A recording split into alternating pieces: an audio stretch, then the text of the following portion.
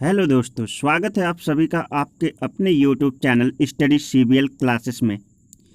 दोस्तों, आज की इस वीडियो में हम जो है भारत के राष्ट्रीय प्रतीक या भारत के राष्ट्रीय चिन्ह के बारे में चर्चा करेंगे, क्योंकि इस टॉपिक से, इस जनरल स्टडीज टॉपिक से कई सारे जो है प्रश्न हमारे कम्पिटिटिव एग्ज़ाम में पूछ लिए जाते हैं।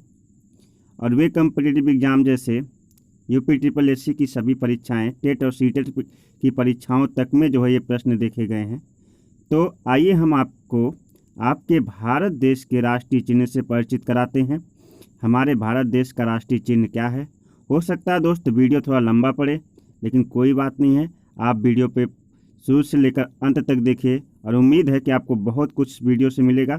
तो चलिए समय ना गंवाते हुए इस वीडियो को शुरू करते हैं। इस वीडियो में ज़्यादातर हम सबसे पहले चर्चा करेंगे हमारे देश के राष्ट्रीय गौरव, हमारे भारतीय तिरंगे के बारे में। भारतीय झंडा संहिता में उल्लेखित है, यानी संविधान की जो है संहिता में उल्लेखित है। राष्ट्रीय झंडे के रंगों और उसके मध्य में चक्र के महत्व का यथेष्ट वर्णन किसने किया था? डॉक्टर सर्वपल्ली राधाकृष्णन द्वारा संविधान सभा में किया गया था। आपसे पूछा जा सकता है कि जो हमारा राष्ट्रीय झंडा तिरंगा है, उसके रंगों का, उसमें जो 3 रंग है, उसका यथेष्ट वर्णन किसने किया था, उसके महत्व के बारे में किसने बताया था और क्या बताया था।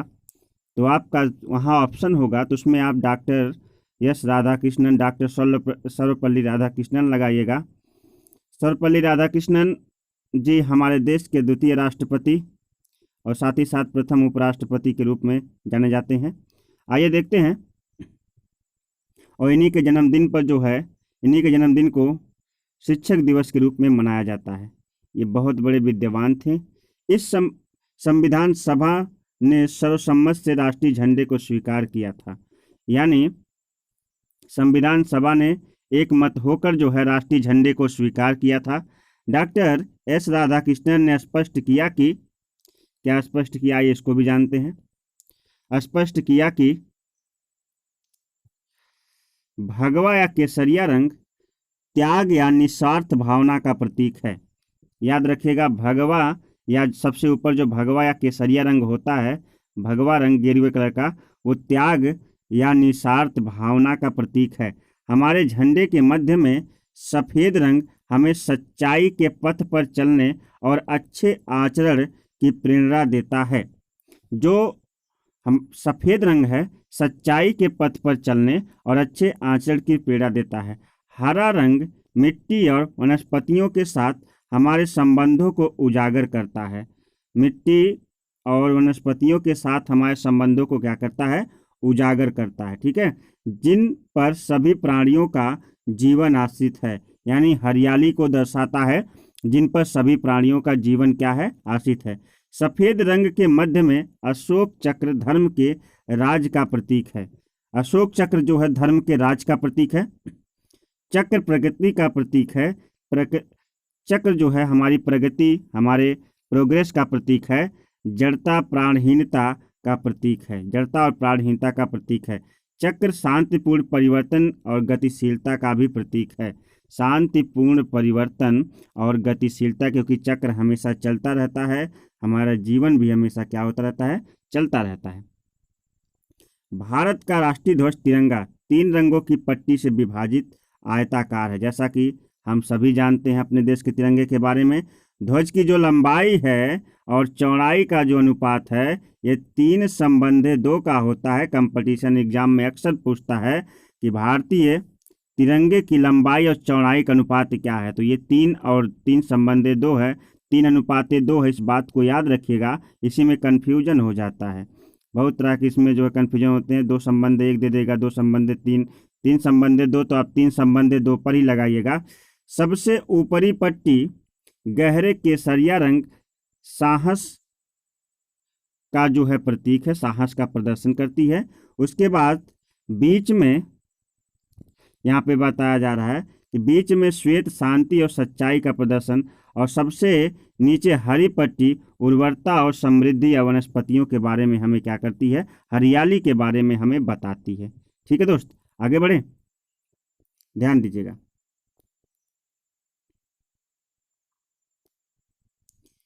जी आगे बढ़ते हैं। ध्वज के बीच में बीज यहाँ ध्वज के बीच में कह रहा है कि पट्टी में एक नीला रंग का चक्र होता है। ध्वज के हमारे झंडे के बीच में जो चक्र होता है वो नीले रंग का होता है, जिसमें कुल 24 तीलियां हैं। कितनी तीलियां हैं? तिरंगे के चक्र में कुल 24 तीलियां हैं, जिसका प्रारूप सारनाथ में अशोक के सिंह स्तंभ पर बने चक्र से लिया गया। सारनाथ के अशोक के सिंह स्तंभ पर बने चक्र से क्या किया गया है, लिया गया। यह न्याय का प्रतीक है। चक्र किसका प्रतीक है? न्याय का प्रतीक है। और एक सबसे इंपॉर्टेंट क्वेश्चन, भारतीय ध्वज को किसने तैयार किया था? तो पिंगली वेंकैया। पिंगली वेंकैया ने हमारे भारतीय ध्वज के मॉडल को तैयार किया था। हमारे भारतीय ध्वज को तैयार किया था, उसका भारतीय ध्वज के जो है स्ट्रक्चर, उसके जो है कह सकते हैं कि उसका एक मॉडल जो है पिंगली वेंकैया ने दिया था। ठीक है दोस्त, अब आगे बढ़ें। इसका प्रारूप पिंगली वेंकैया ने प्रस्तुत किया था, दिया था, जिसे भारतीय लोगों ने जो है स्वीकार किया। संविधान सभा द्वारा 22 जुलाई सन 1947 को 22 जुलाई सन 1947 को राष्ट्रीय ध्वज का वर्तमान स्वरूप स्वीकार किया गया। अब आप जो राष्ट्रीय ध्वज देख रहे हैं, इस समय जो आप राष्ट्रीय तिरंगा देख रहे हैं, उसे कह रहा है कि 22 जुलाई सन 1947 को राष्ट्रीय ध्वज का वर्तमान रूप स्वीकृत किया गया। भारत का राज्य चिन्ह सारनाथ स्थित अशोक चिन्ह, अशोक के सिंह स्तंभ की अनुकृत है। भारत का जो इसमें 3 शेर होते हैं, तीनों तरफ जिनका मुख होता है, वो क्या है, जो आप सिक्के में भी देखते हैं, नोट पर भी देखते हैं, 3 सिंह तीनों तरफ मुंह किए रहते हैं, वो भारत का राज्य चिन्ह है, जो सारनाथ अशोक के स्तंभ से क्या किया गया है, लिया गया। भारत सरकार द्वारा इसे 26 जनवरी 1950 को अपनाया गया। इस चिन्ह को 26 जनवरी 1950 को क्या किया गया, अपनाया गया, हमारे गणतंत्रता दिवस के दिन। ठीक है, इस पर नीचे देवनागरी लिपि में सत्यमेव जयते लिखा है। सत्यमेव जयते अर्थात सत्य की सदैव विजय होती है, जो मुंडकोपनिषद से लिया गया। कहाँ से लिया गया है? सत्यमेव जयते लाइन कहाँ से ली गई है?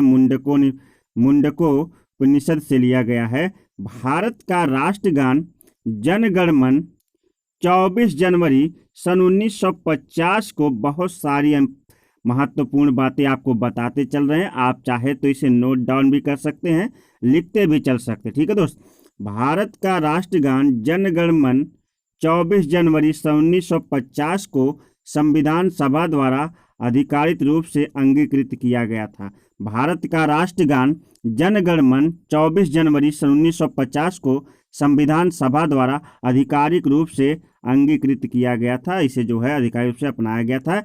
इसके गायन की अवधि 52 सेकंड की होती है, यानी हमारा जो राष्ट्रगान है वो 52 सेकंड में गाया जाता है, 52 सेकंड में समाप्त होना चाहिए। सबसे पहले इसे कहाँ गाया गया? 27 दिसंबर 1911 को भारतीय राष्ट्रीय कांग्रेस के कलकत्ता अधिवेशन में सबसे पहले राष्ट्रगान को गाया गया। 27 दिसंबर सन 1911 ईस्वी में भारतीय राष्ट्रीय कांग्रेस के यहाँ करा कि राष्ट्रगान को भारतीय राष्ट्रीय कांग्रेस के कलकत्ता अधिवेशन में से पहली बार 27 दिसंबर सन 1911 ईस्वी में 27 दिसंबर 1911 में सबसे पहले से क्या किया गया, गाया गया। अब जानते हैं कि हमारा राष्ट्रगान कहाँ से लिया गया है। आप पढ़ते राष्ट्रगान के रचयिता रविन्द्रनाथ टैगोर, तो राष्ट्रगान के रचयिता रविन्द्रनाथ टैगोर हैं, लेकिन इसे कहाँ से लिया गया है?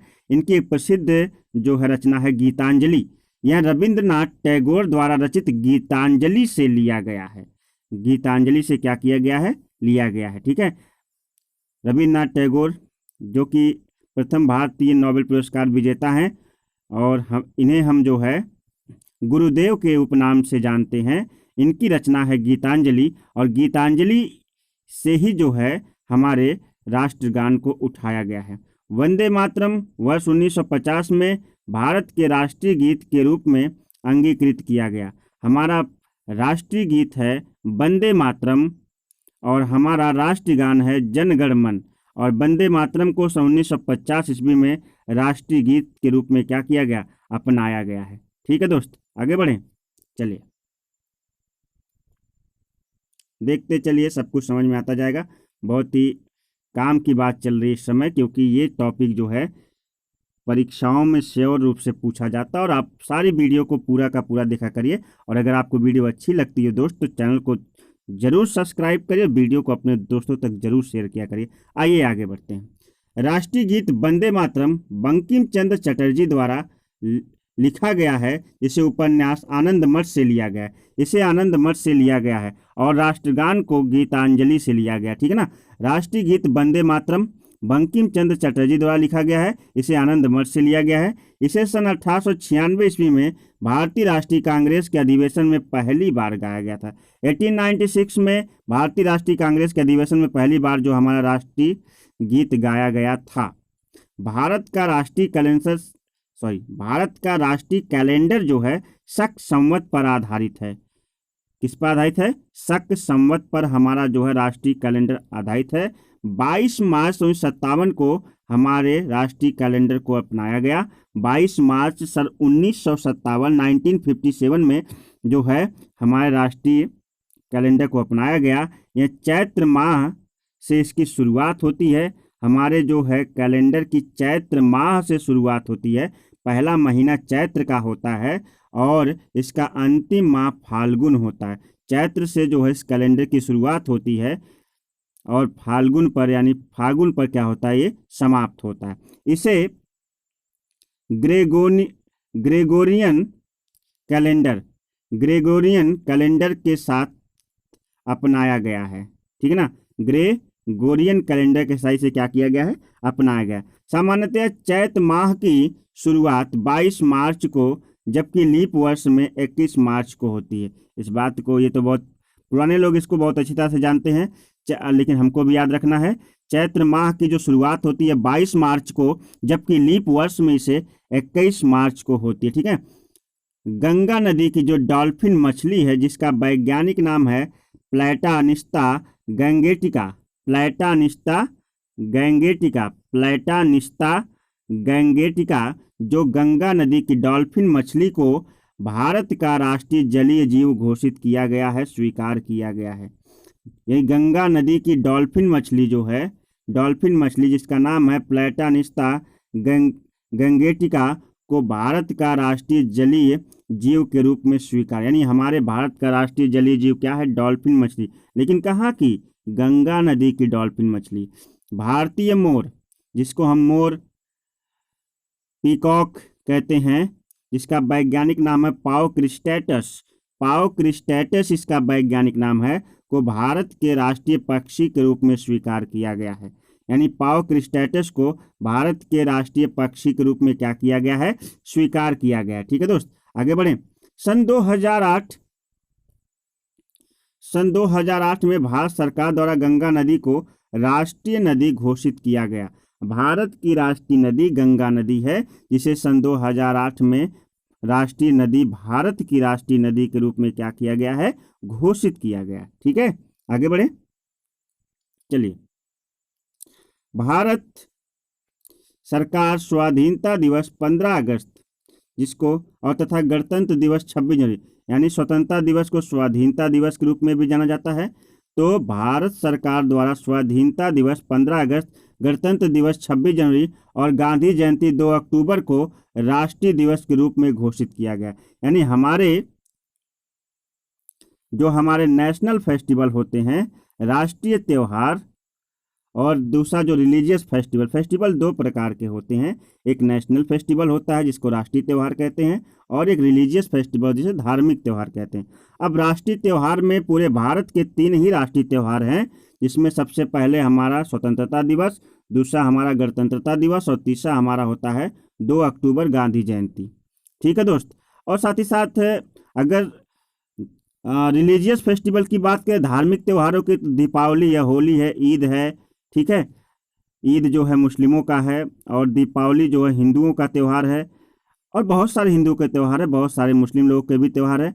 और इसी प्रकार से गुरु पर्व सिख लोगों का है और ईसाई लोगों का जो है क्रिसमस है। तो इस तरह से बहुत सारे त्यौहार हैं जो धर्म के हिसाब से बांटे गए हैं, उन्हें हम धार्मिक त्यौहार कहते हैं। जबकि जो है जो त्यौहार जो है राष्ट्र के लिए केवल है, वो तीन ही त्यौहार है जो सबको मनाना है। वो है स्वतंत्रता दिवस, गणतंत्रता दिवस और 2 अक्टूबर गांधी जयंती को राष्ट्रीय त्यौहार के रूप में घोषित किया गया है। और ध्यातव्य है कि कमल को राष्ट्रीय पुष्प तथा आम को राष्ट्रीय फल तथा बरगद को राष्ट्रीय वृक्ष के रूप में मान्यता प्राप्त है।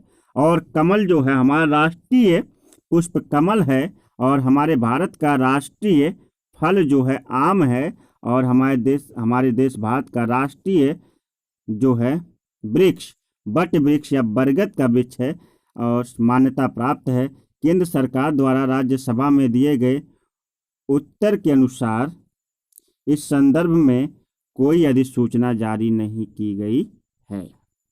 ठीक है दोस्त, तो उम्मीद करता हूं कि आज की जो ये महत्वपूर्ण वीडियो रही, जिसमें हमने आपको अपने भारत के राष्ट्रीय चिन्ह से परिचित कराया है, ये वीडियो आपको बहुत ज़्यादा पसंद आई होगी। और अगर आपको वीडियो पसंद आई है तो आप वीडियो को तुरंत लाइक करिए और अपने दोस्तों तक इसे ज़्यादा से ज़्यादा शेयर करिए। और अगर आप चैनल पर नए हैं तो चैनल को सब्सक्राइब जरूर कर लें और बेल आइकन को प्रेस कर लें, ताकि मैं जो भी नई वीडियो डालूं उसकी नोटिफिकेशन आप तक तुरंत पहुंचे। और साथ ही साथ वीडियो को देखने के लिए बहुत बहुत शुक्रिया। मिलते हैं इसी प्रकार की नॉलेजफुल वीडियो के साथ, तब तक के लिए नमस्कार, बाय बाय, जय Hind, have a nice day.